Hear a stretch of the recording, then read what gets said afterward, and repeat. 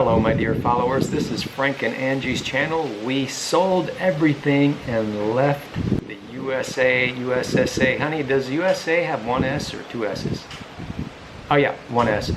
And we chose to move abroad. And today I want to talk about three big differences between Ecuador and Panama that you may not have considered.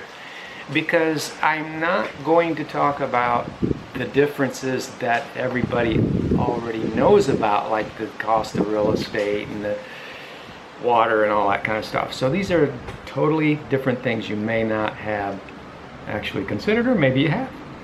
Let's see.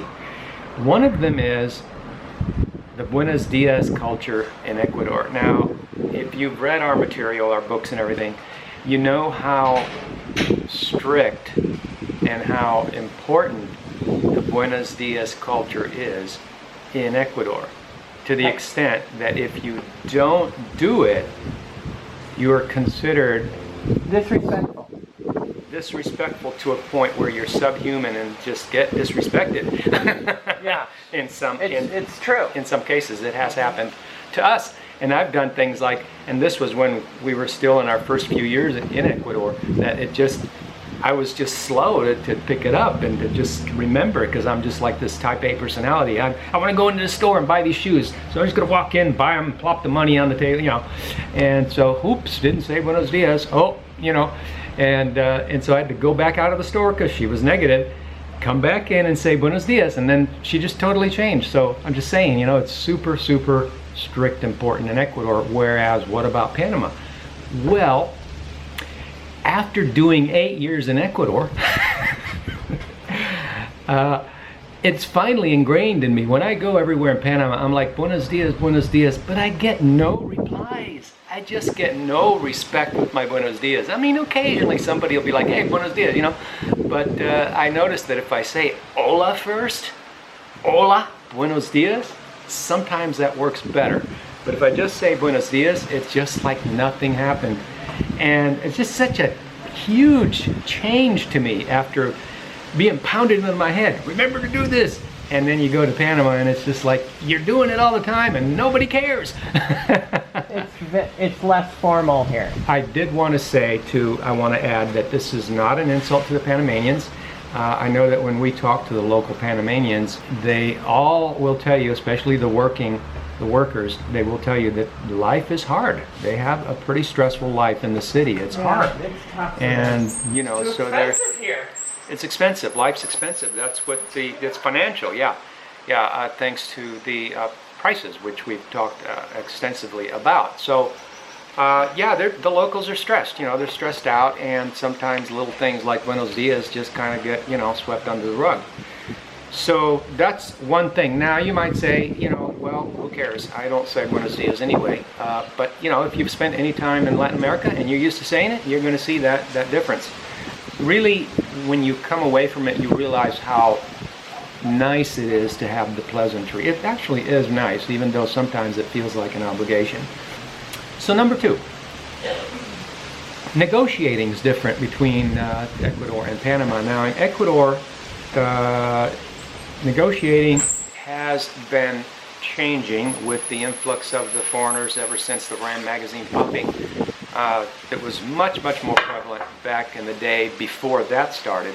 However, it's still there, and it still is a pretty reliable thing, even in stores, you know, brick and mortar stores. I mean, I can go into a store, a pharmacy or something, and if I balk at the price and start walking out, I mean, 8 out of 10 times I'm going to get a counter offer. Not so in Panama. I've done that here, and they just, see you later, you know. Not saying that you can't negotiate in Panama. There are exceptions. This is not hard and fast rules. You know, for example, I negotiated a huge discount on my mochila, the backpack with wheels. I negotiated a huge discount in a mall in Panama City. So, you know, it is possible. I'm just saying it's a lot less prevalent. Wow. Did that blow off? Yeah, that blew off with the gust of wind. I should say it's more windy in Panama. The camera almost got blown down. And but no, that's not one of the three big differences. But it's definitely more windy in Panama. But you know, I did once negotiate a huge discount. It was in a mall, of all places, a place where you wouldn't expect it. But yet Panama is, it seems more like the U.S. in that way, somewhat more institutional, a lot less mom and pop stores, a lot of chain stores, a lot of big box stores here. Their health food store is GNC. GNC, you know. There's no neat little health food stores and stuff like that. So anyhow, on the negotiating, anything is possible, but there's definitely some clear differences there. Yeah, it could be that it has to do with the structural, cultural issues such as smaller families and institutionalized commercial enterprises, franchising and such. They can't negotiate here. They need all the money they can get. It's so high priced here.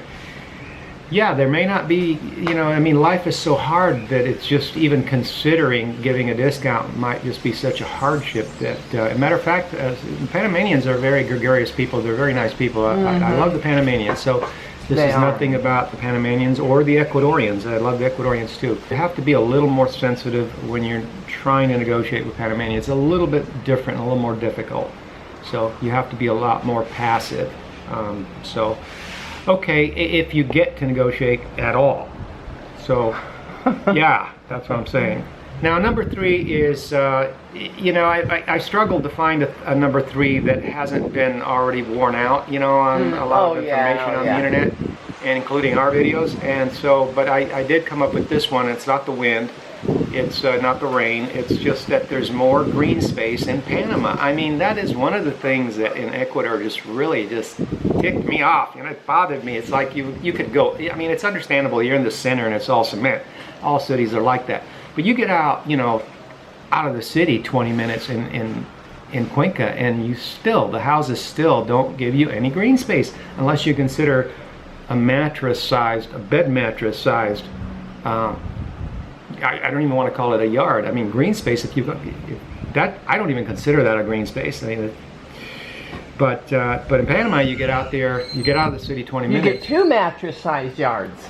No, they've got a pretty good sized yard for Central America, Latin America standards. Anyhow, you know, there's just a lot of people in cities, and the land is cut up in tiny little spots. But yeah, they've got 500-meter lots. You know, you go out 20 minutes out, and you just see a lot more green space. But that's one thing about Ecuador. It really bothered me being a gardener. And we got lucky on our first house and actually got a little bit of a 20 by 30 foot yard, and I was able to grow kale that grew to humongous proportions just because it's eternal spring, and kale loves spring. So anyhow, not to get off subject, but those are the 3 big differences. If you guys know of any other big differences that haven't been well worn and shopped already on the internet, or even if they have, and if you have any questions, please put them down below. If you like the video, you know what to do. Subscribe. Thank you for watching the video, and have a wonderful day.